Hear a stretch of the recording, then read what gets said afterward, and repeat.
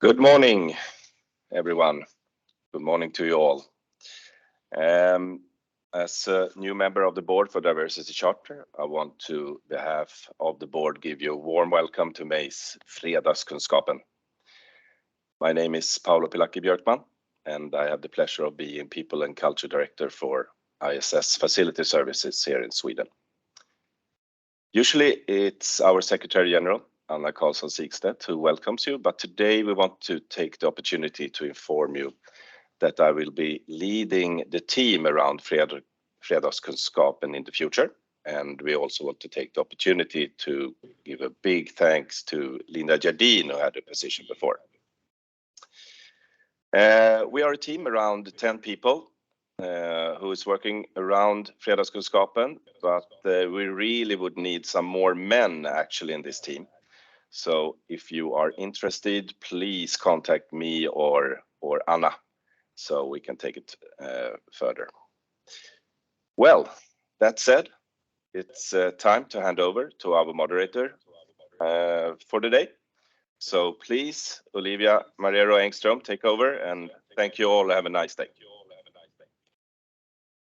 Thank you very much, Paolo, and good morning to everyone. My name is Olivia Marrero Engström, and I work for the Social Partners Council in Sweden.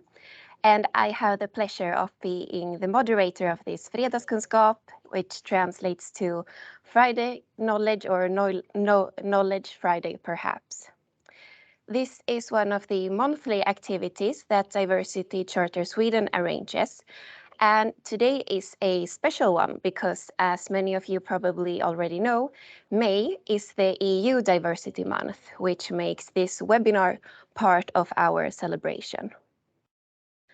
In the past 2 years, the European Commission has adopted several strategies for equality regarding gender equality, anti-racism, LGBTQ, and Roma inclusion and participation. However, I think we can all agree that legislations and strategies are certainly not enough unless we also fill them with actions, of course. We all need to work together, NGOs, governmental agencies, private companies, in order to have more equal and inclusive societies. So it is not a coincidence that the subject of this Fredagskunskap is building bridges. We are so happy that you are joining us this morning to celebrate the EU Diversity Month that is meant to raise awareness of the importance of diversity and inclusion in our workplaces and in society. By being a member of a diversity charter, or a signatory, if you will, you are part of a huge network that consists of 26 diversity charters across the EU, with over 14,000 signatories and reaching over 16 million employees across the European Union, which is pretty cool, if you ask me. The European Commission invites you, as a signatory, to put diversity firmly on your agenda, to act about it, and to build bridges, which is what we will be talking about today. We will start with an EU perspective together with member of the European Parliament, Karin Karlsbro. Then we will be focusing on the Nordic countries' perspective together with Monisa Rosendahl and Katja Mannerström. We will then switch to a more workplace perspective, workplace-oriented perspective, together with representatives from SEB and Vattenfall. And this last segment will be moderated by Christopher Eklund from Mitt Liv. I'll let him introduce himself later. So we will be working our way from the EU to the Nordic countries to a concrete workplace perspective. And I would also like to introduce our chat moderator, Naomi Teng, our student volunteer today. She will be helping us with a chat. And I think it's about time that we get started with this Fredagskunskap. So sit back, relax, listen to our guests, and feel free to ask them lots of questions. It's great when you interact with us. And we will take up as many questions as time permits. And I would like to now welcome our first guest, Karin Karlsbro. Karin has been a member of the European Parliament for the Liberals since 2019, and her parliamentary work focuses on free and sustainable trade, both in the Parliament's Committee on International Trade and in the Environment Committee. Karin is also a vice chairman of the Parliament's delegation to Belarus and a member of the EU-Ukraine Parliamentary Cooperation Committee. So good morning, Karin. Welcome. The floor is yours. Thank you so much. And I'm so happy to have the possibility to be with you this morning. And I also want to welcome you to Brussels. If you look behind me, this is the entrance or main hall in the European Parliament. So I'm afraid it can be a little bit noisy, but I thought it would be more interesting for you to be in the middle of the Parliament than sitting in my quite empty and silent office. Because this may be, even though it's Friday today, so the session for this week is over, I hope you can have a little bit of atmosphere of colleagues coming from all over Europe, running around and meeting and chatting in this place. So I just wanted to share this atmosphere of with you as a start for building bridges.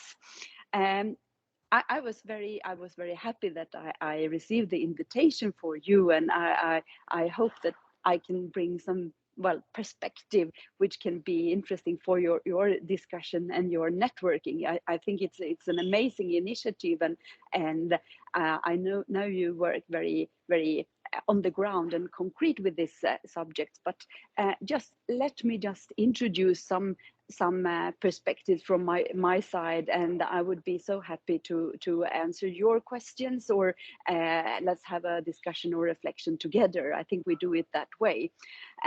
Actually, I think this house, the European Parliament, it's really a real big bridge, a bridge, democratic bridge between the European Union's member states. And it's actually amazing that we have a democratic institution like this in Europe after such a bloody, terrible history we share.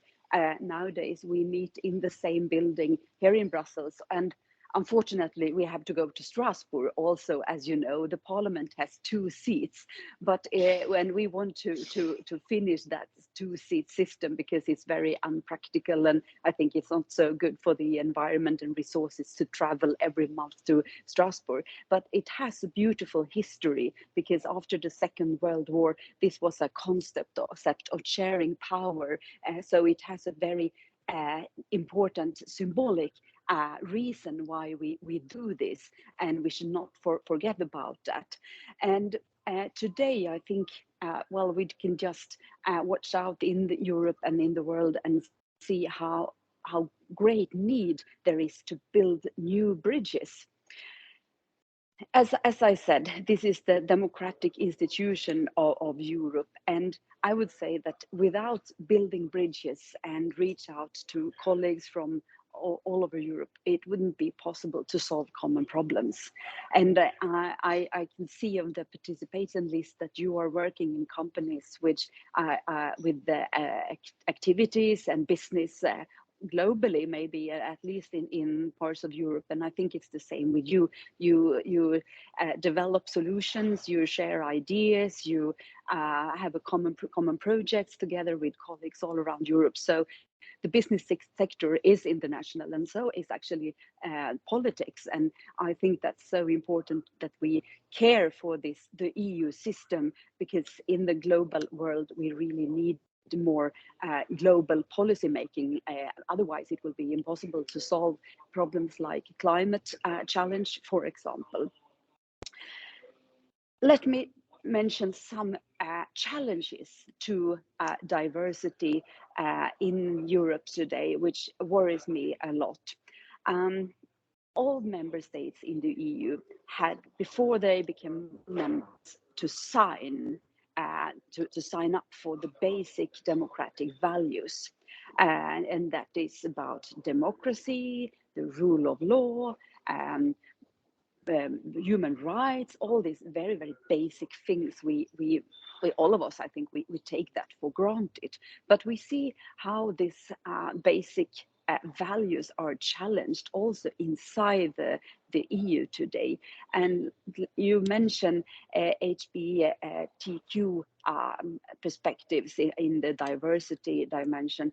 I really want to address the situation in Poland, especially, where we can see that the government and local governments has founded so-called HBTQ free zones.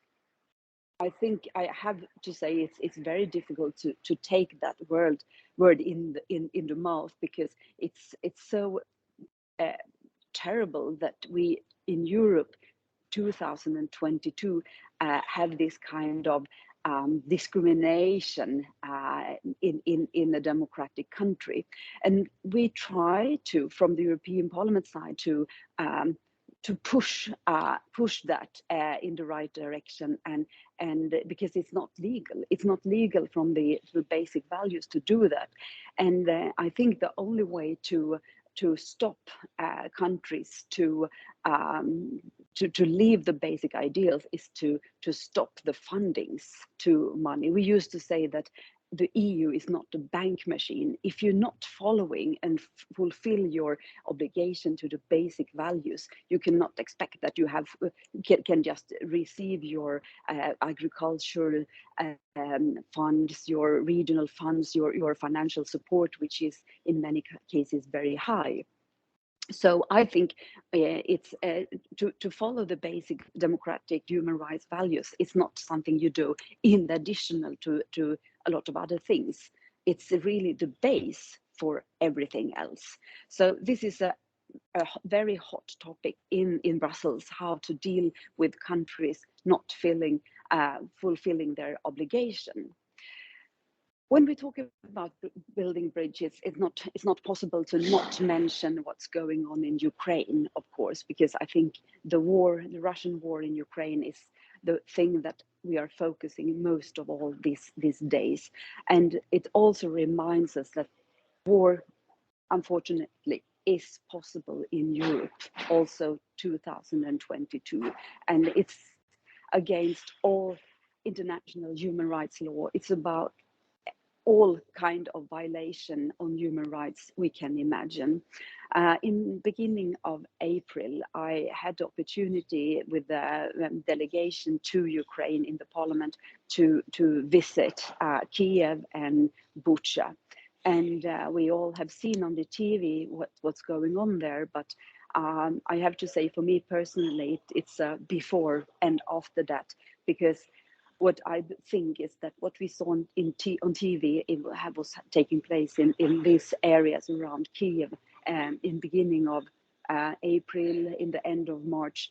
It's stopped now, but unfortunately we see the same things are going on in the eastern part of Ukraine right now, but in a bigger scale, with also the difference that the occupiers have learned, and they are better to hide their the traces of what they're doing. So this is a European catastrophe for all the basic values. And when we talk about diversity and all these kind of things, this is a complete disaster, which the EU and the European member states has to address basically. And I think when it comes to diversity and to connect to that the dimension you are working on in different companies, and so I think the EU it's like a big important framework for these values and diversity. But in the end, it's the people, it's us, it's the citizens that creates and stand up for the values. And I think the business sector.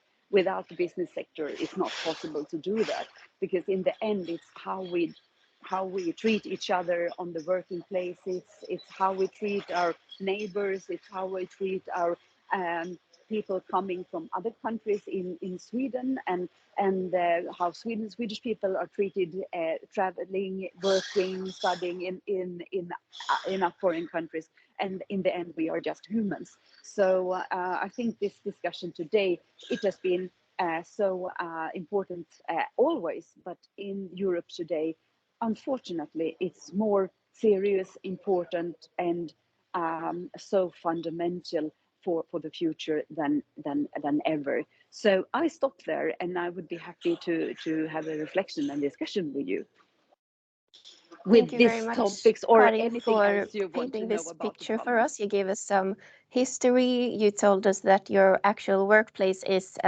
it's a bridge in a sense, and you speak very in a very painting way. It's hard not to empathize a lot with your Ukraine story, for example.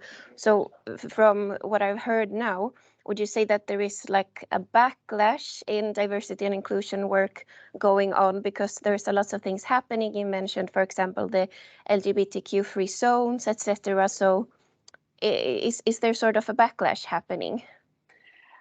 I would say that yes, it's definitely a backlash in some member states, and maybe if we zoom out and see globally, we can see the same things happening in other Western countries. And but I mean, this is not. This is just ideas which can be defended, and when people take their stance, it can be different. But if this kind of ideas and values grow, the situation can be very dangerous.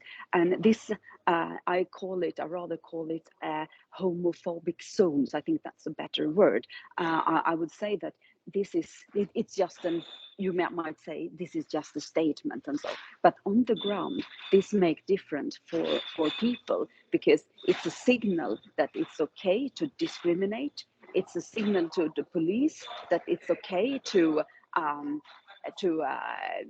hate different kind of violence, threats is okay. It's not a problem. More problem when we see it structurally or on people with belongings to minorities.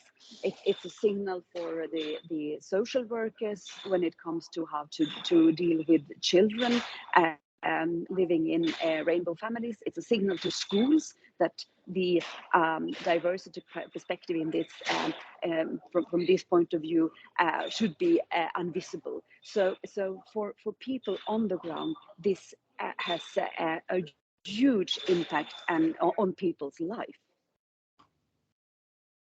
Thank you very much. I would like to remind all of you that there is the possibility to ask Karin some questions. I don't know if we have some already.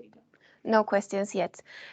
So I would like to ask you about one of the final statements you said in your first presentation about it comes down to the citizens a lot as well.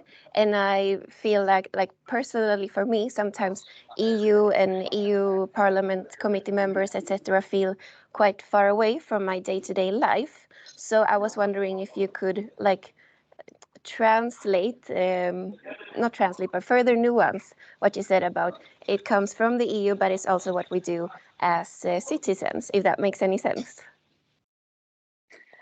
Well, what I understand you ask about the EU. We can have the big framework in the European Union of lots of values in the statutes and so, but it's the same with constitutions. The Swedish constitution and all other member states' constitution, it might look very beautiful on paper, and of course it's base for everything, for the democracy. But in the end, what to fulfill what a democracy is, it's really up to us, and also our common responsibility.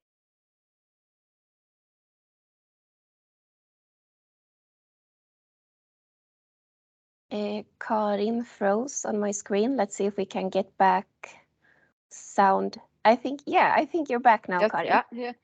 Yeah. The internet in the parliament is not the best. I'm sorry. No, what I said is that I think we have a common responsibility for the atmosphere. What we say as politicians has an impact. If we make hate speech, or if we are uh, using prejudice, for example, in the rhetoric, it will make change. It will open up for saying things that wouldn't be acceptable in a democratic society. And I can see in the parliament, in the plenary, when we have the debates, it's like, it's a big room. It's like a screenshot of Europe with colleagues from all member states, and it's really the whole political scale. And we have also the extremes in the parliament. And now I'm not talking from a special political party now. I'm more talking from a democratic perspective. But I also have colleagues which are very extreme, and homophobic, for example. And I think from a Swedish perspective, we are not used to listen to that kind of aggressivity. And in the beginning, my first time in the parliament, I was really very shocked, and I'm still shocked to listen to some speeches here in the parliament. But now I've been through it a lot of times. But it shows that we shouldn't say that take anything for granted. We have all responsibility for the atmosphere around us, and working places, big companies, is really important to protect and defend values. So I think to address these kind of things and discuss what is okay, how can we promote diversity, how can we create together an inclusive atmosphere in society as a whole. I think it starts very much on the working place and home around the kitchen table. So I think we have a question, Naomi. Yes, we do.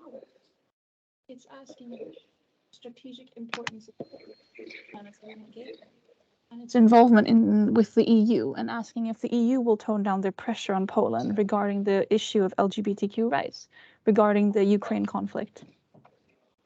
Sorry, I missed the beginning of your question. Oh, sorry. I mentioned that the question asks if Poland, as a humanitarian gateway, will be less of a focus regarding the EU's policy on LGBTQ rights in regards to the Ukraine conflict, and how the EU will manage that. Yeah, this is really a huge challenge right now, because at the same time, the focus, the EU and the Commission and have been focusing on the development in Poland for actually many years now, and try to push the country in the right direction. And now in the new budget, which was adopted in the end of last year, there is a so-called rule of law mechanism. What it means is that we can cut the funds to a country that denies the fundamental principles. So in theory, it's possible to cut the fund as I described to you. But now we see that Poland is, as you say, it's really a gateway. It's one of the countries that are taking taking a huge responsibility for the refugees. And but still, I think the only way is to do the same thing at the same time. We have to. I mean, Poland should have support for what Poland is doing with after the conflict or the war started. Refugees came to the whole EU, and I think all member states has a responsibility to take refugees and do what they can. But still, Poland as a neighbor country to Ukraine, it has a certain special position, and but it doesn't mean that it can avoid its other obligations. Another thing to add in this context is that we know that some, unfortunately, there are, we don't know exactly how many, but there have been mass rapes in Ukraine, and actually a lot of women have been raped or are victims for very, very terrible sexual violence. And in Poland, abortion nowadays is more or less forbidden. So if you come as a woman, if you have been raped, you might be also pregnant. You come to Poland and you can't have the right to a legal abortion, and that's what we have addressed from European Parliament side, that this is totally unacceptable. It's totally unbearable that a victim of this most terrible war crimes come to EU member states and can't have the access to healthcare and all what she needs. So the situation in Poland, it illustrates in a really very bad way how the situation for human rights, but I still hope that it can be changed, because there is a big opposition in Poland. The signals that the EU will not accept what is going on. Also, it hasn't changed that much, but we see signals that the Polish authorities on regional level, at least, have noticed this. Because if you, for example, apply for different kind of EU support for local regional projects, if you sign that, you send it to Brussels, then you have to fill in a form and say that you respect diversity, the rule of law, and all these values we are talking about. But the Commission in these cases, on several occasions, has said that, okay, this region, you ask for to be a member of this EU project, but actually you are a homophobic zone. That is totally against the fundamental principle in the EU. So you will not have any support for this project. And actually, money talks. So I know several cases where regions have been very shocked about that. And I think EU should be much, much tougher on that. Thank you very much, Karin, for this very informative segment. We have to move on in our agenda today, but thank you very much once again for hanging out with us this Friday morning. Thank you, Karin Karlsbro. It is now time to introduce our next guests with whom we will have a panel talk. So I would like to introduce Munisa Rosendahl, CEO of the association Equal Access, which also has a Danish name, but for the greater good, I will not try to pronounce this. I will leave that to you, Munisa, shortly. And I would also like to welcome Katja Mannerström, Head of Public Affairs at the Finnish Refugee Council. Hello, Munisa and Katja. Good morning. Thank you for hanging out with us today. Can you start by telling us a little bit about yourselves and your respective workplaces? And I would like Katja to start, please. All right. You can hear me well? Yes, we hear you well. Thank you. My name is Katja Mannerström. I work for the Finnish Refugee Council. I'm going to say FRC after this, Finnish Refugee Council. I'm head of public affairs. I've been working with refugee issues for over 10 years. I'm a social psychologist and very keen on figuring out how a multicultural world would look like, how it would be possible to build. The FRC, we work in both Finland with a domestic program, but we also work in conflict areas like Ethiopia, Uganda, and Myanmar at the moment with refugees and refugee settings. And myself, I work with advocacy a lot, lobbying for human rights, opinion building, also advocating for legislation. And we're a partner of the UNHCR in Finland because UNHCR is not represented in Finland, so we're their partner here. Thank you very much for this invitation. Looking forward to the discussion. Thank you very much. And what about you, Munisa? Who are you? And tell us something about your workplace, please. Thank you and good morning. It's pronounced foreningen lige adgang in Danish, but equal access. We actually just changed our name in March. Before we were known as Foreningen Nydansker or the Association New Dane.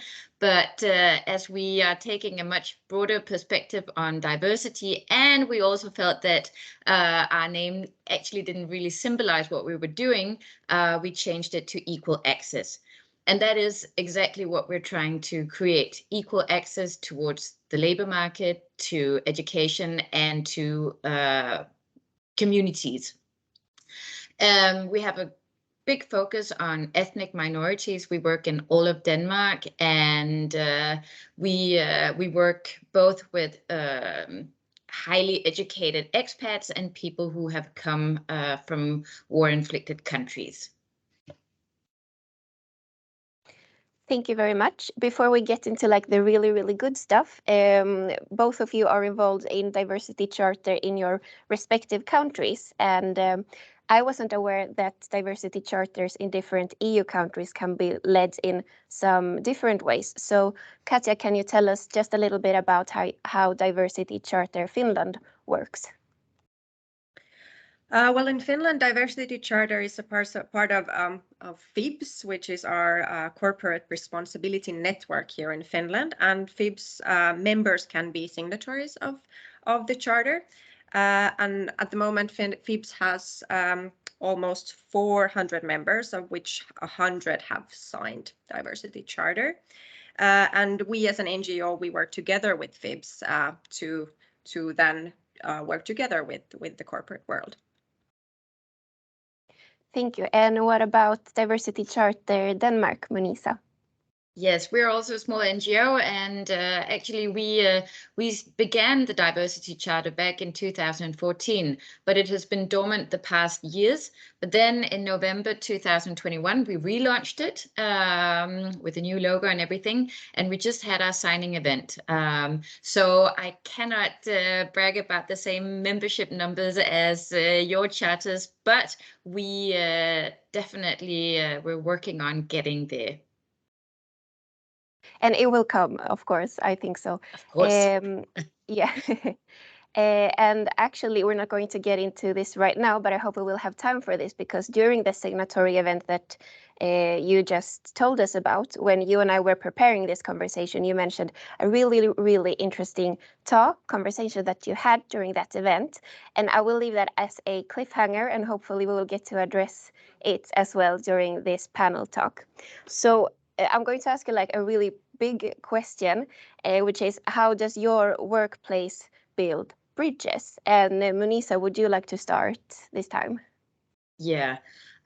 So as I said previously, we are here to create equal access. But one of the things, or we have a lot of projects, but some of the projects that I would like to mention here today are the projects that we have for people with refugee background. We did a lot of programs when the Syrians came back in 2015 and 16, and now also with the Ukrainians, we are relaunching our projects. However, we have also build on the previous projects. So when the Syrians came, we contacted a lot of municipalities and companies to sort of help integrate the Syrians into the Danish labor market and teach them about how the Danish labor market worked. This has evolved into also being a corporate volunteering program where companies actually provide employees that corporate or volunteer their time. It's within their working hours to be a mentor, a business mentor, as we call it, to a newly arrived refugee. And this is something that has been ongoing since 2016. Also, we do a student program, which where we target, or not target, but where we invite refugees or people who with a refugee background who has been in Denmark and are studying for an academic education, that they have the possibility to actually get a student job, a completely normal student job, where companies actually can get more diverse, learn from these people's experience, and obviously for our students, many of them are not used to, from their countries of origin, that a student job is important to have on your CV to get a job. But this is really, really important in Denmark. So this actually creates a network, gives them the possibility to write a good CV and get a job when they finish their education. And this is the same that we're now doing with our Ukrainian newcomers. Yes, and what about you, Katja? How does your workplace build bridges? Well, it's our main job is to build bridges. We do a lot. We support displaced people, migrants, refugees in various projects, families and very vulnerable refugees. We're the biggest expert organization on integration in Finland. So we work a lot with just municipalities and the state together to try to make the Finnish integration system be better. But we have now shifted a lot to talk more about the society, the Finnish society, and how the Finnish society needs to adapt. So it's changing a lot from like helping refugees. We're giving a lot of advice and guidance at the moment for Ukrainians and all other refugees. And we work a lot with companies. For example, we have a project here with IKEA where they recruit people with refugee background to work in their stores. But we are working a lot with companies and also with volunteers and all other sectors of the society, more and more about how the society needs to change, how the society needs to recognize people and be more better in receiving and also adapting and doing their share. So that's what we are kind of focusing on more and more, and we are going to probably focus more on that in the future. That's a very interesting shift, going to what can you as a newcomer do, what do you need to do, how can you adapt to our society, and instead shifting it to what can we as the Finnish society do, what do we need to address and maybe rethink even. So the next question I would like to ask you is, what can we learn from previous years when many refugees, asylum seekers have arrived in the Nordic countries? For example, 2015, you mentioned this, Munisa. And I would also like to remind that everybody that is watching and listening, you can also ask your questions to Munisa and Katja. But Munisa, Katja, what can we learn from previous years? And Katja, would you like to start now? Well, I could talk an hour at least about this. We have learned a lot. All of the Nordic countries have learned a lot from 2015. But what we still could learn also from that, when we had it was a very different setting in 2015 because there was no the European Union didn't really have a consensus on how to deal with refugees, and now we have a consensus of temporary Protection Act and so on, and everybody are welcoming people from Ukraine. But mainly Ukrainians, not people from Ukraine that much. We see that there are also a lot of prejudice towards other people, Roma people and other people from fleeing Ukraine. But what, for example, we did in Finland in 2015 is one of the major things that Finland did was when the attitude shifted towards negative, the politics shifted towards negative towards these refugees. And of course, the attitude and the atmosphere had a great impact on how the people felt, how they could integrate, and also the labor market. And we saw that there was also, for example, a shift where we actually in Finland limited the access to work for these refugees. We said that don't work. We want to kind of isolate you in reception centers. And now we see that it's very important to give like all the opportunities as soon as possible for the Ukrainians. Everybody understands that that's a good thing to do, and this should have been done with all refugees before. And we had a huge mental health crisis after 2015 with the people who came then, because they were held in reception centers for years with limited access to services and job markets. So actually Finland has had to do a lot of work in how to deal with mental health of refugees and asylum seekers, and we have learned a lot and are doing better. And I think this is one thing that is done better now when people are fleeing Ukraine. When they come to Finland, there is more knowledge of mental health issues in reception centers and so on. And of course, it's very different. We can now the setting is different. We can follow the news every day from Ukraine here, like almost live, and follow kind of the situation, and we understand where these people come from. And I think this is one of the main things in Finland why people are so welcoming, because we understand the conflict. All the other conflicts were not that understandable. So maybe what we could learn in the future is that the media and everyone should maybe be also working for the atmosphere a lot more, because where the negative atmosphere and the attitudes also kind of made this whole integration of the refugees from 2015 almost impossible when they then got their kind of positive application to stay in Finland. Then they were already so torn about the whole process that it was very sad to see. So, but I could talk forever about this, but let's go to Munisa.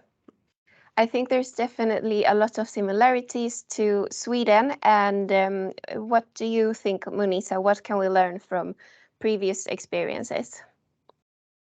As you and I also talked about, I would say that I would like to reverse the question and see what can we learn from the situation now, because what we can see, I mean, in that sense, Denmark is not very different from Finland. With the refugees arriving now from Ukraine, they have had, we in the Danish Parliament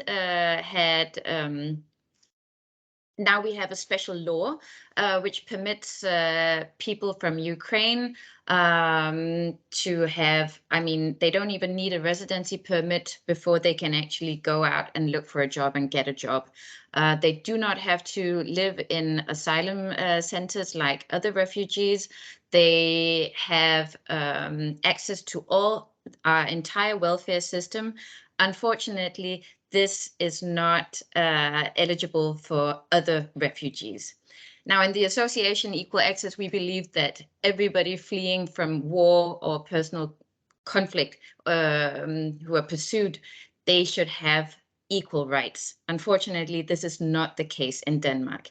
However, we hope that companies will also see that, okay, now that they're taking in a lot of Ukrainians, because fortunately we see that a lot of companies, they actually want to hire Ukrainian employees, that they will also open up their eyes to see that, okay, there are also other groups of people who have also come with a refugee background, who also need to be integrated, to need to get a place to work, that needs to feel that they belong, that they have a purpose.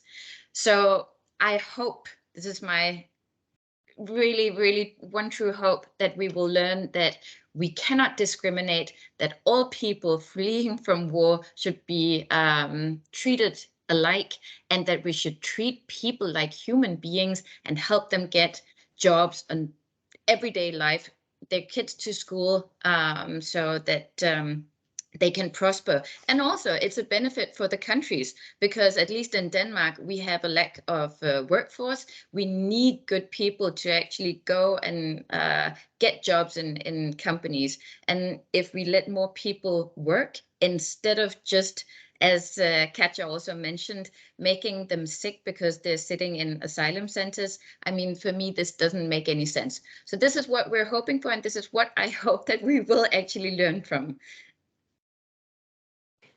Thank you very much. Naomi, do we have any questions from the chat? No. Not yet. Not Doesn't yet. matter because I have so many questions yet to ask you, and the clock is ticking really fast. But you were talking about entering the labor market, and I would like to ask you, how hard is it to enter the Finnish or Danish labor market if you come as a refugee and asylum seeker, or if you're born outside of the Nordic countries? Of course, it's a very different personal situation, but I think you understand my question. Katja, would you like to begin? Yes, thank you. Finland is a very hard place to enter the labor market. I think even harder than other Nordic countries. Finnish language is still the main language, is most even international workspaces in Finland, and we also see a lot of prejudice in Finland. Finland has been reported in comparison to other EU countries, non-white people report most experience of racism in Finland compared to all other EU countries. So we see a lot of prejudice and a lot of racism, but also a lot of not aggressive, but very much just a work environment that is very much closed, and you need to know people to get your first job. And we see that it's very difficult even for the 8th graders when they're 14 and they're in school and they should get their 2 weeks of kind of practice work somewhere. We see that with the immigrant background or Roma children have difficulties even finding this one first kind of practice place. So it's not about a motivation of these people, it's about the society excluding them, not taking them in, and showing them that they're not wanted. And this is a huge problem in Finland. The biggest problem in Finland, when we compare to Sweden, for example, is the very high statistical rate of unemployment of immigrant women.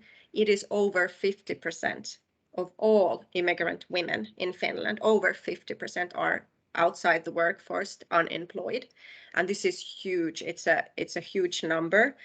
And they're not all just refugee background women. Actually, the immigrant women in Finland have a higher educational level than the Finnish-born men, but their unemployment rate is still 50%. And this is one of the biggest problems, and what we have also been lobbying a lot about, that there need to be a big shift in this, because our labor market is very gender segregated in Finland, and this is a problem also for Finnish people in the labor market. So we see that even though we have a lot of potential in Finland on these women, they have huge difficulties in getting into the labor market. I'm just letting that number dawn on me, the 50% unemployment rate between immigrant women, all immigrant women. Yes, and now we talk about, and we have these stereotypes about immigrant women being, women at home with 6 children, or not been educated, or some kind of stereotypes and prejudice about that. That's why women don't go to the workforce, because they're at home and kind of enslaved or something. But this is actually not true.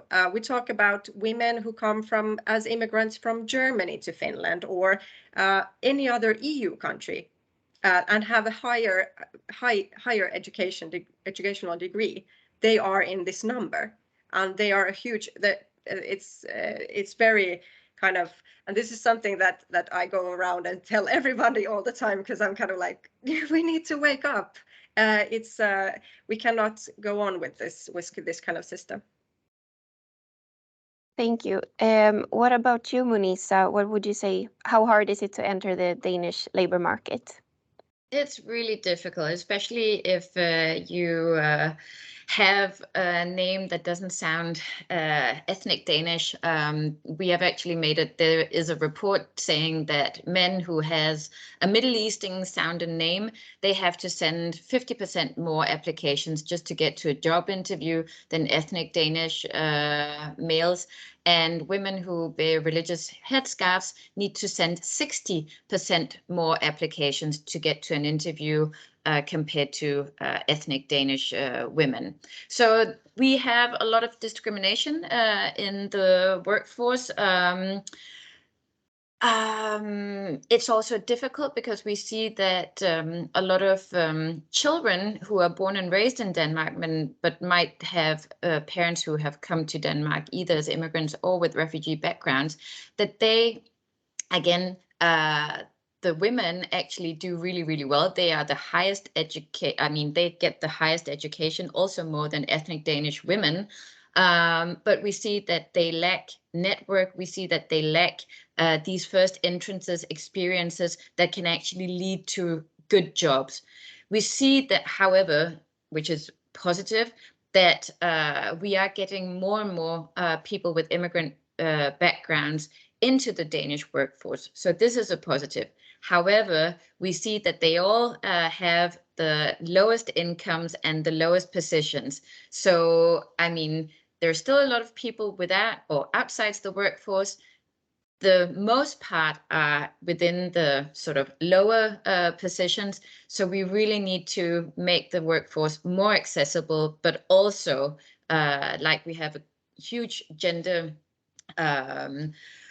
focus here in Denmark right now. We also need to look at ethnic minorities and see that they also need to be represented at all levels.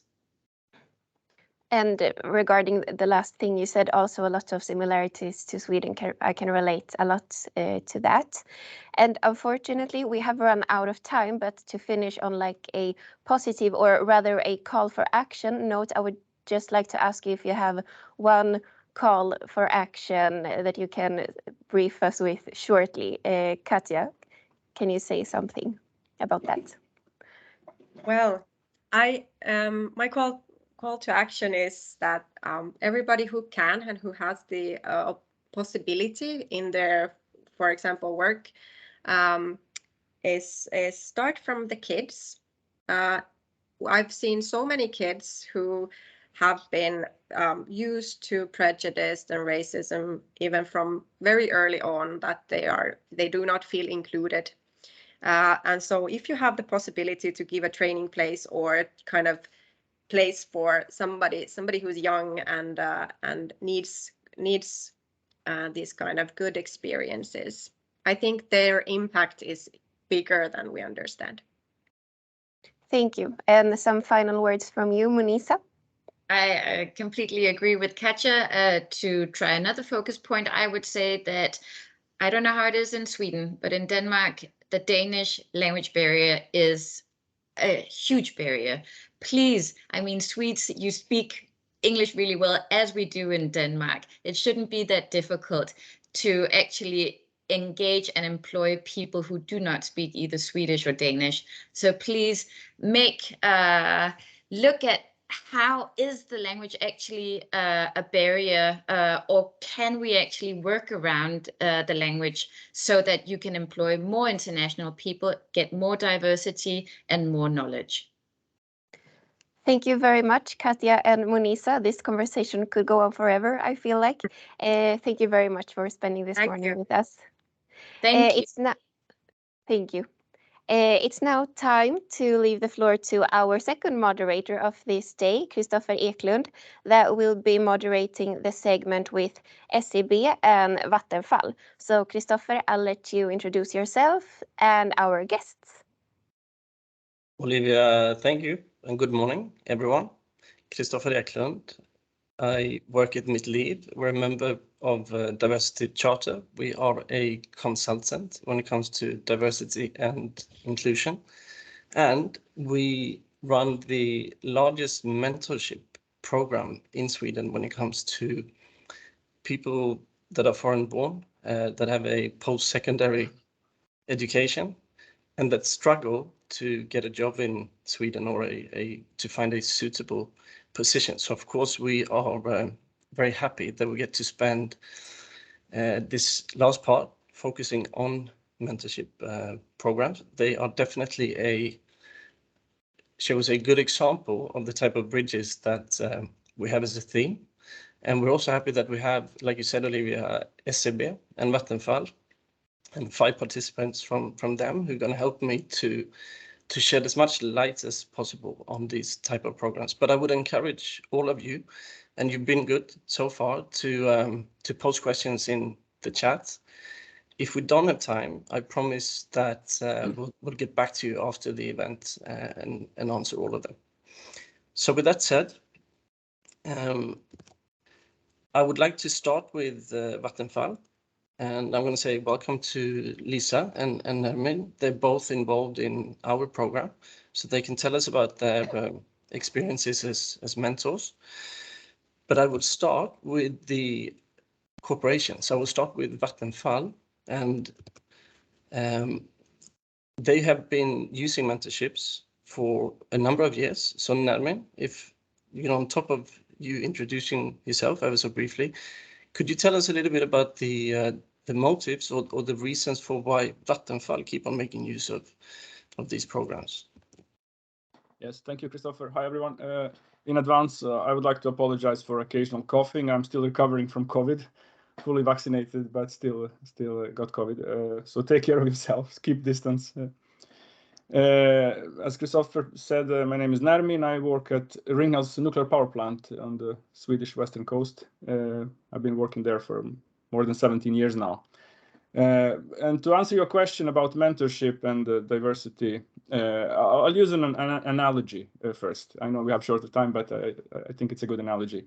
In a nuclear power plant, as you may know, safety is of highest importance. We have many safety systems to keep our plant safe. Some of these systems are redundant, which means we have more than one. But the real strength lies in those systems that are diverse. They do not get affected by the same error. So in case we lose electricity, maybe we have steam or some other types of power. So in the same way, diversity is good for people, it's good for society, it's good for companies. When being inclusive, we can access more knowledge, more talent, as well internally, as we do at Ringhals and Vattenfall, but also externally. And that's where this Mitt-Liv initiative got me interested. There's a lot of people out there and a lot of potential that is not being used, a lot of knowledge, which also boosts the Vattenfall brand in general. So it's a win-win for everyone. I'll take win-win with me, and we're going to come back to it a little bit more. So I'll shift to you, Lisa, and again I'll ask you, of course, to introduce yourself ever so briefly, and then from being a mentor, if you could please tell us about the reasons for why you decided a mentor in the first place, and also what it's like.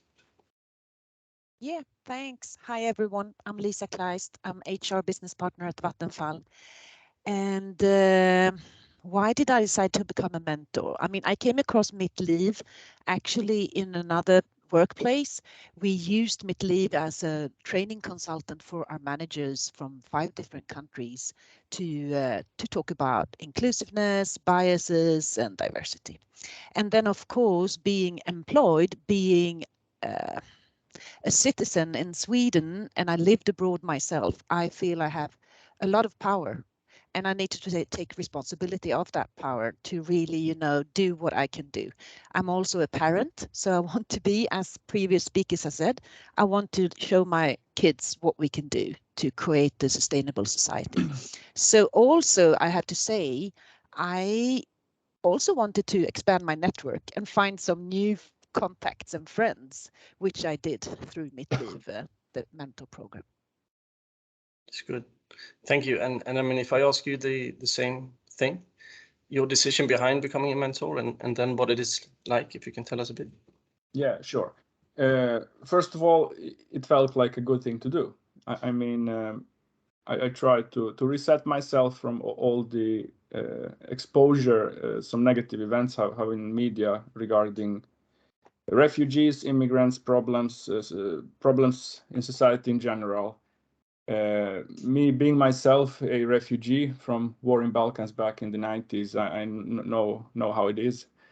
And I feel I'm well aware of the problems and challenges a person can experience being new to a society regarding language, networking, contact net, introduction to the job market, everything like that. For myself, there's this small selfish part, improving my leadership skills, meeting people. I enjoy meeting people of different backgrounds. At Ringhouse, I work with operating experience, which is exchange of experience with different plants. And in this case, exchange experience has been very beneficial for me and for mentees in general. I consider mentorship being a very rewarding experience. It doesn't take a lot of effort for everyone. Mentees that I've met, they both have what it takes: language, experience, ambition, will, but they just need a little tiny push to help them to bring all that to the surface. So I highly recommend mentorship. Thank you. And maybe I can decide here that aspect of, because you said win-win when it came to Vattenfall and using mentorships, but it's also a win-win many times. When you look at, you help the mentees, but as a mentor, like you said, you and you too, Lisa, there are a lot of things you get out of it. And it's an aspect that often gets lost, perhaps. Okay, so I'm gonna, like I said before, if the questions, I hope you can stay a little bit. I shift to SEB, but if the questions, I'm going to take them, and then hopefully you get to answer one or two of those. But if we shift a little bit, because SEB is one of those organizations where there's a lot of initiatives going on when it comes to, shall we say, social sustainability as a whole. There's one person who it feels like at least is involved in all of these initiatives. So I'm going to ask you, Pernilla, to introduce yourself ever so briefly, and then I'm just going to leave the floor with you for a few minutes, and perhaps you can tell us more about how SEB builds bridges, please. Thank you, Christopher, and good morning, everyone. What a morning. I have lots of good insights with me, so I'm very happy, and I'm very happy to share some of my and SEB's insights as well. I am Pernilla Johnson, working in the West, in Gothenburg, and responsible in the West for our partnerships within sustainable entrepreneurships. And we collaborate with different organizations, Mitt Liv, Diversity Charter, and also I have to mention Ung Företagsamhet. All of you in the West or in Sweden, you can travel to Gothenburg next week, because it would be SM. That means all the best UF companies are coming to Gothenburg to compete and to network and to hopefully start businesses after these 2 days. So just and for our kids as well, that's the best people to meet. Sorry, I had to say that for you. And what about SEB then, and why Mitt Liv, and why this kind of initiatives? Well, we have 16 hours to invest in good things. Mitt Liv is one of our oldest initiative, and it's if I go to myself, I had my first adept 2014, Patricia. After that, I had 3 more, and I think I will do it in this autumn as well. I got so inspired this morning, Simona. But Patricia, my first, that was the perfect match, and Siana was involved. She's also in this meeting. And we have still contact, so that was my first personal bridge, and also good insights how hard it is in Sweden to get the right job. It's sad, but in the same time, it's I'm happy to do my job and to get my colleagues to be involved and to share and to pay it forward, because that's all about sharing and paying it forward. And I will just say one more thing before I'm getting back to you.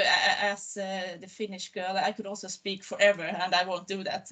I promise Christopher that.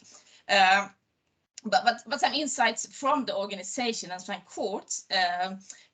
It was a fun and a good opportunity to contribute to SEB's various collaborations, one of the early mentors said. And a pride to be able to show what we at SEB are doing and getting opportunities for newcomers in Sweden. And the last quote is about businesses, because building bridges is also the opposite. And we at SEB has got bridges to business association from Poland, for example, and getting new customers. So that's the angle as well, businesses, which is important, of course. So back to you, Christopher. Thank you, Pernilla. I'm sure you get to, if nothing else, I will have another question for you later on. But okay, now on top of you, we have 2 more participants from SEB, and I think you're a little bit special in that you've actually been mentees before, and you are now mentors, meaning you sit here with more perspectives than probably all of us.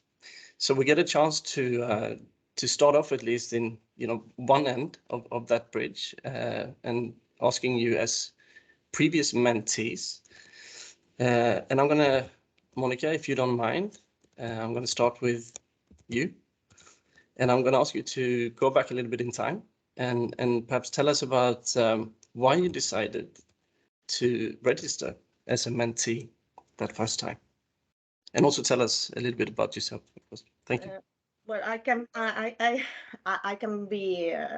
share to you a little bit about myself, very short. But I am Monica. I am from South America, from Peru. I moved to Europe when I was 21 to study a master's, and I've been working in different countries, in Spain, in UK, and then I came to Sweden.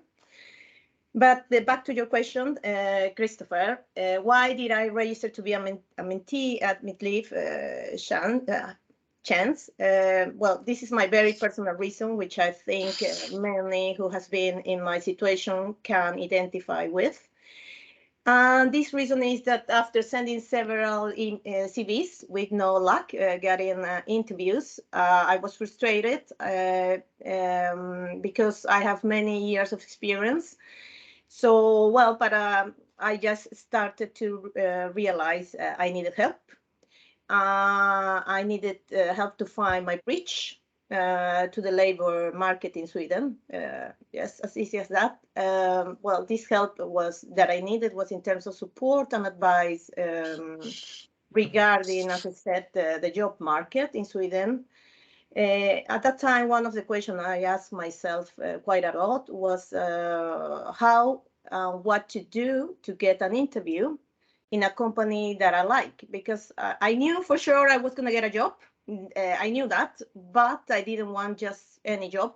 I have to be honest, I didn't just want to have any job. So I needed that. As I said, I needed to help with that. Furthermore, I understood that I needed to do some networking to be able to meet professionals who were already in the labor market, in the Swedish market, and also meet international talents that were in the similar situations as me. In this way, I think we could share ideas, inputs, and worries also. It's easy, I guess, to find a solution when many people think about that, and you share and you just talk about it. So my main purpose was to get ideas on how to succeed in getting that first contact with a Swedish company. That is the reason why I joined MidLeaf, and plus, as Pernilla said, her first mentee was a girl called Patricia, who happens to be my friend, one of new friends I had back in time. And she told me how good it was to be in MidLeaf, actually. So in that way, I got in contact with Sijana and MidLeaf. Yes. Thank you, Monica.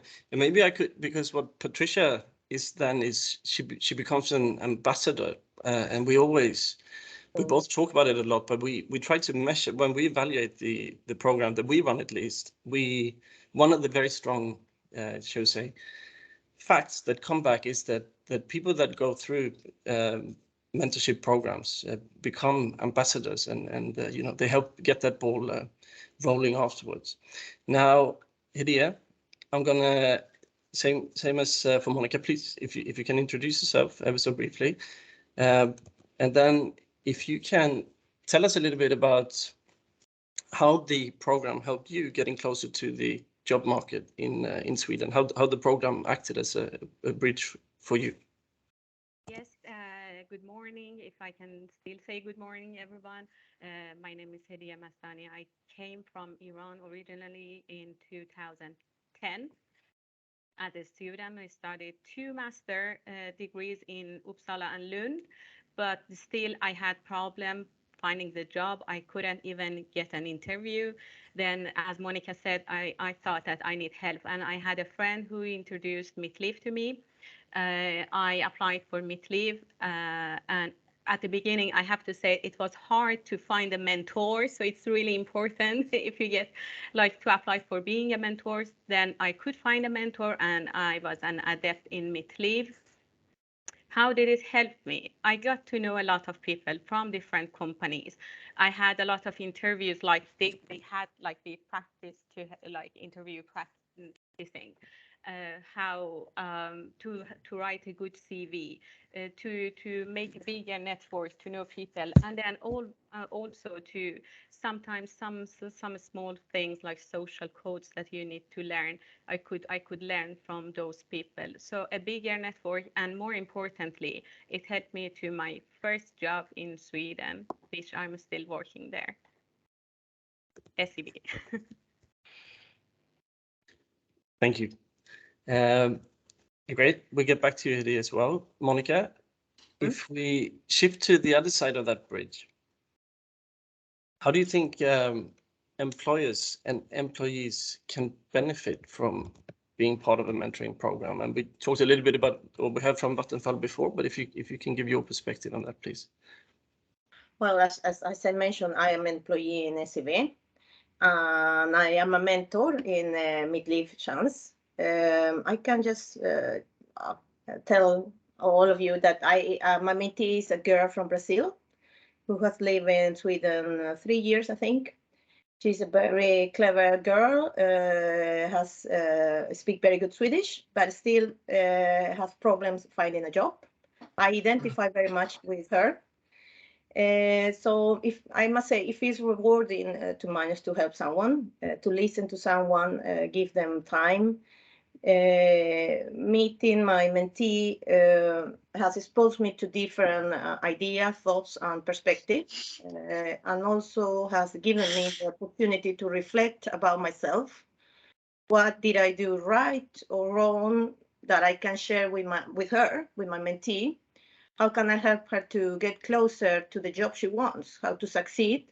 I think it's a good exercise to be able to reflect about ourselves. So that's my perspective as an employee. For an employer, the benefit is also big, as I forgot his name. Sorry, Hidik, I think. Companies can have access to a vast pool of talents without the need to even look for them. Talents that they cannot find maybe if they use the normal channels, like meaning recruiting companies. And I think this helps the companies to be diverse. But moreover, these international professionals are willing to work and give not just 100%, but 200% in order to succeed in a country like Sweden. So from my perspective, as it has been already said, it's a win-win experience. Yes. Thank you. And Hediye, what about your experience now as a mentor? Can you tell us a little bit about that? As Monica said, like I can reflect and identify myself with my mentee. It has been a lot of time that I was hopeless, and I see that she needs a push, and I can give that push to her. But also, I think some detail that maybe we forget, we meet a new person and maybe a friend. So also get to know different culture. My mentee is from Cuba. It's interesting because I also try to learn some Spanish word from her. And also like being mentor and being in Meet program. When you hear from different like other mentors, different tips, as I said before, like about how to go to interview, what's the like social codes in different companies. It also helped me as a person, as a mentor, because I'm still learning, of course. Back to that win-win. Yeah, of course. No, that's good. Maybe we should say that as well, because we, at least we mention it sometimes. Once a year we release an impact report where we try to say this, but at least in our program, nearly half of the mentees, when we look at it 6 months after the program, find a suitable position in the Swedish job market. So there is that side, of course. The final outcome is good as well. Now I'm going to look at the chat. So I'm going to take some questions from you. Again, I'll encourage others as well, because we can always get back. I see there's one question on reverse mentorships. We'll get back to that afterwards, but we'll promise we'll answer that, because it's a very good question. But if I can, and perhaps Lisa and Nermin, you've had to listen now for a bit. So if I can ask you first, that question from Elena, how you actively and continuously, work in engaging your employees and the leadership with regards to diversity and inclusion. Of course, mentorship is one thing, but could you tell us something from Vattenfall? Yeah. Nermin, do you want to start? Yeah. Sure. You may start as well as you want. There are different initiatives. Vattenfall has been, we have this diverse energy network where I'm a part of since 2015, at least. Within the network, we have had different types of conferences, presentations. We have interviews with our employees, and we have had from Vattenfall part initiated exercises for both mandatory exercises for both leaders and employees to be part of diversity and inclusion, about raising awareness about prejudices, for example. So there's many different things, and these are more and more mandatory actually for every year that comes. So I see that as a positive direction. And we measure. So for example, we have training and we measure and take goals that a majority of employees go through, for example, the diversity inclusion labs that we need to do. And each manager also, of course, have to have workshops in these areas, and we measure it. We have a diversity inclusion index on all our leaders.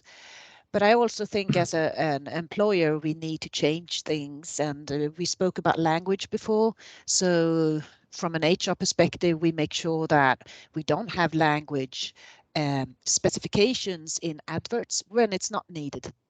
Yeah. And this is a lot of, change. I work in a part of Vattenfall that is based in Sweden, and Swedish is the main language, but it doesn't have to be in all the teams. And that is slowly now happening. So we're working with universities and schools that have fast track educations with people from other countries to come in. And then, of course, a manager with a personnel plan, a bit stressed to recruit to this plan. We also make, take away hinders. So yes, you recruit these people from these fast track trainings because they have, 200% correct CVs, but the language skill is not really there. It doesn't really matter, but you take them and recruit them outside of your personnel budget. And then you free up also any hinders and obstacles. And of course, we have language training and all of those things that I'm sure all companies do, and SEB as well.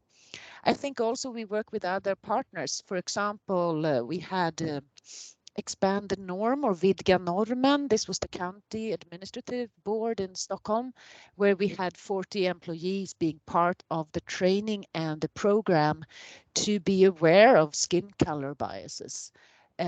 Previous speakers have also talked about that from Denmark and Finland, and there is a lot of skepticism and racism. So that was an eye-opener for those employees, and that has spread throughout the whole Vattenfall. You know, there is a minority stress, and how do we need to work with that? Yeah. A lot of examples of bridges. That's great. Thank you. And Pernilla, back to you. What about some more examples from your side? Yes, of course. Thank you. Before the pandemic, when we were running this mentor program, we also focused on the internal networking to put and then I have to say it was from the beginning it was just in Gothenburg, and from this year it's in the whole Sweden. So we haven't really decided how to do it for the whole Sweden, but then we had this meeting in Gothenburg, having something to eat and to get to know each other, all the mentors and the mentees. Which was a very great and very fun experience. Hopefully we will do it again now after, or when we're able to meet in a room again. And we also, which both Monica and Hediye has gone through, did this praktik program, like a trainee program, not really, but you know, the praktik program word maybe. Which was a very good way of getting to know each other, both as a person coming into SEB and for us being the company. Hopefully we will do that again. We are planning it, so I hope we will start that again. And then during this month, of course, we have to, like Vattenfall has done lots of trainings in unconscious bias together with Mittliv and together with other organizations to get our people to be more to be better in these questions, because it's hard work and it's all about people, as we have been hearing the whole morning, and everybody can do something, and we need to encourage it. So it's a work to be done every day. So that's a few examples, Christopher. Many examples. Thank you very much. And I'm thinking if I can ask you all of you a question, but of course you do Pernilla, as you say, this is learning internally. But I'm thinking as mentors now, having gone through a program, do you go back with new ideas and perhaps thoughts around initiatives that you bring with you to the organization? Yes. Sorry, yeah, Lisa. I mean, yes, of course. I mean, it's really about opening up the company, maybe have a coffee workshop, come in, because for my first mentee, it was really crucial to just come in to an office and have a coffee, which, was easy for me to do. You might think as a mentor, you need to fix a job, but it's really about the network. So I think as an employer, we can also open up and have those workshops or afternoons or lunches where we invite people and really have a coffee together. So that's one idea. And then, of course, all those fantastic tools to, for example, what words do we use in meetings? All of those measurements that other employers do is also really inspiring to me from an, HR and diversity inclusion representative in the company. So yes, it's inspiring. Thank you. Pernilla, did you have a... I have, because actually before we ran the trainee programs, we took lots of lessons learned from Stena Metall. And that was since I met those people in the mentor program. And that was so good, because then we could steal some good ideas and do things good from the beginning. And another insights I have brought with me is about getting an invitation to a closed room, a network somewhere. I try to think to invite some person who doesn't get the invitation. and to bring that person. It's a very easy way to do something and to invite people not being included. And I think if everyone could do that, that would be a better world or society. I think that's a very good point to finish on. So Olivia, if I can first of all say thank you to all of you, SEB, Vattenfall, and then back to the studio. Thank you very much for this. What a super interesting conversation to listen to. And when you're moderating, you're super focused on a lot of things at the same time. So it was great to for me to be able to breathe out and listen very deeply and carefully to what you all have just been saying. I hope that everyone that has been watching and listening this morning together with us, I hope that you have gained a broader perspective of what building bridges can mean. I hope you found the segment about the EU very informative. I hope you gained some insights probably when you heard Katja and Munisa talk. And I hope you feel very inspired to do something about things when you listen to SEB and Vattenfall. And I will personally think about or come back to the power plant analogy that Nermin mentioned. It was a great analogy and I will be taking it with me in the future. I also love the mentor-mentee perspective, how you also go from being a mentee to a mentor. I think that's great. And I also want to remind ourselves of the advice that we received from Katja and Munisa to actually educate our children, but also ourselves, I would like to add, and let go of the language obsession. I mean, we are generally, the Scandinavian countries, we have a pretty good level of English. Can't we just let go of the perception that we need to speak Swedish or Danish to function in our societies? And I just want to highlight one of the comments in the chat that I thought was very moving by Eman Hussein, that shows us how important initiatives such as Mitt Livs Chans are. So just some final words before we say goodbye for today. If you have enjoyed this Fredagskunskap, feel free to share this on your social media, maybe something stuck on your mind, feel free to share it. And I would also like to inform you that this is the last Fredagskunskap before summer. The next Fredagskunskap will be on August 26th. I would also like to mention that there will be a signatory event on September 28th, fittingly enough at SEB this time, so you can start saving the date for the next Fredagskunskap, August 26th, and the signatory event September 28th.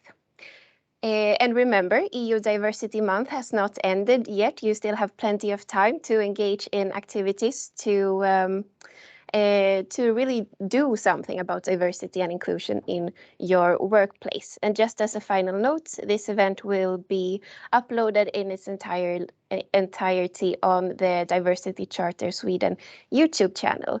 So thank you very much for every one of you that has been watching and listening. Thank you very, very much to all of our guests. Naomi Teng, our chat moderator, thank you very much. And thank you for having me as a moderator. I wish you all a great Friday and a really nice weekend. Thank you, Olivia. Thank you. Bye.